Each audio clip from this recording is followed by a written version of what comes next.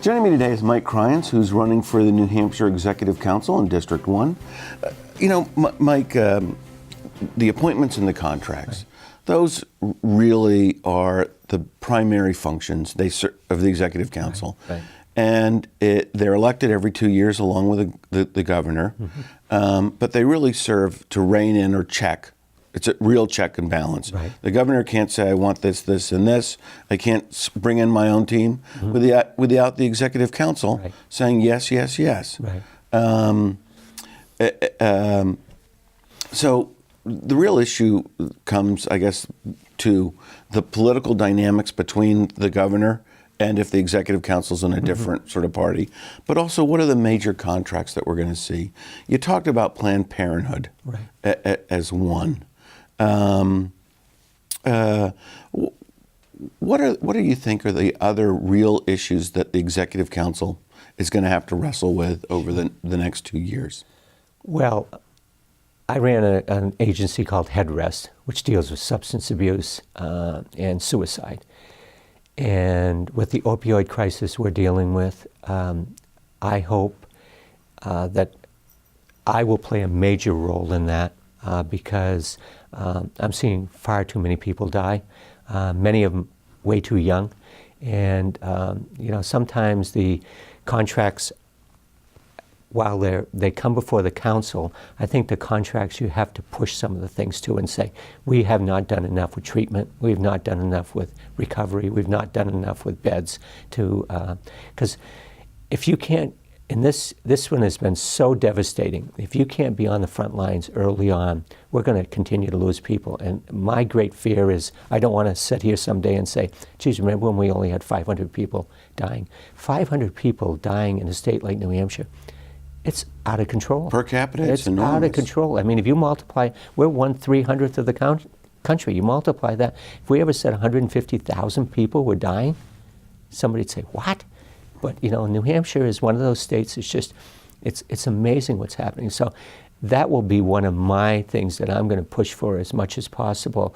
I was pleased this morning to hear when the governor said that they had just started a group that's going to be working on analysis of this whole issue, because we can't wait on that. Fentanyl is killing people instantly, and it doesn't pick and choose. It'll take anyone, and no one's immune from this. So that's something I'm very concerned about as far as, are we doing enough for the contracts? I don't want to just pay lip service to a program like that. So can the Executive Council push what goes in a contract, or do they just review after they see the contract?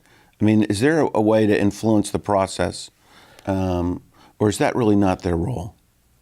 And I don't mean to bring up Ray's name too often in this discussion, but I used to hear Ray say that the power of the Executive Council not only is to do what happens at that table, but to be the bully pulpit for issues that they're very concerned, that you're concerned about.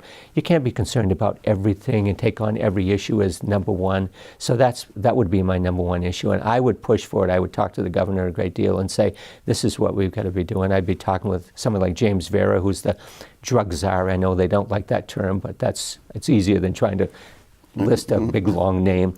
Because I am, and I don't mean to be redundant, I am very concerned about that. So I think you can, as an executive counselor, as you mentioned earlier, it's one of those positions not a lot of people know about, but it is a very powerful position. And I'm not running it for the power, I just want to accomplish something. And I think if all of a sudden I help to bend that curve and bring that number down, at the end of the day, I'd say I've really done something important. But beside that, and we've got about 30 seconds left, what's one or two other issues that you think the Executive Council is going to have to deal with? Sure. Either appointment or Supreme Court or... Well, I think like any of the appointments that are taken on, you want to be fair to the person who's been nominated. You want to look at their qualifications and make sure that they're the best qualified person, because as you just mentioned a few minutes ago, this is a position that'll last beyond the 2-year term. And you want to make sure you get the right people in there. I don't want to politicize things. I want to make sure we get the best people, because they have an awesome responsibility. You think of somebody running the Department of Health and Human Services. I mean, that's a huge department to run, and you don't want somebody just in there because they're of the right political party. You want the best person in there. All right, we have to stop now. When we return, we're going to switch to sort of the local implications of the Executive Council, so please stay with us.